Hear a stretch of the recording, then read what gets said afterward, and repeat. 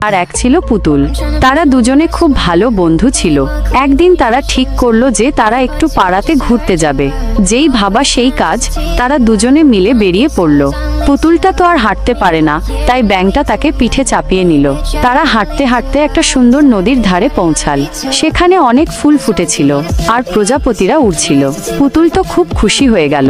সে ব্যাঙটাকে বলল, দেখেছো বন্ধু, জায়গাটা কত সুন্দর। ব্যাঙ বলল, হ্যাঁ, খুব সুন্দর, চল আরেকটু ঘুরে আসি। তারা আবার হাঁটতে শুরু করলো। কিছুক্ষণ পর তারা একটা ছোট্ট গ্রামের কাছে পৌঁছাল। সেখানে একটা মেলা বসেছিল।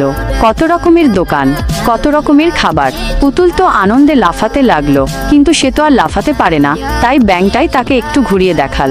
সন্ধ্যা হয়ে আসছিল, তাই তারা বাড়ির পথে রওনা হলো। পুতুলটা খুব ক্লান্ত হয়ে পড়েছিল, কিন্তু খুব খুশিও ছিল। সে ব্যাঙটাকে বলল, আজকের দিনটা আমি কোনোদিনও ভুলবো না বন্ধু, তুমি না থাকলে আমার কি হতো। ব্যাঙটা হেসে বলল, আরে আমি তো তোমার বন্ধু, বন্ধুদের তো পাশে থাকতেই হয়। এইভাবে ব্যাঙ আর পুতুল খুব আনন্দে তাদের পাড়া বেড়ানো শেষ করলো। তারা বুঝলো, বন্ধুত্ব থাকলে সবকিছুই সুন্দর হয়ে যায়। এক দেশে তিনটি ছেলে বিড়াল সাইকেল নিয়ে ঘুরতে বেরিয়েছিল। হঠাৎ তিনটি মেয়ে বিড়ালকে দেখে তারা তাদের দিকে ছুটে যায়।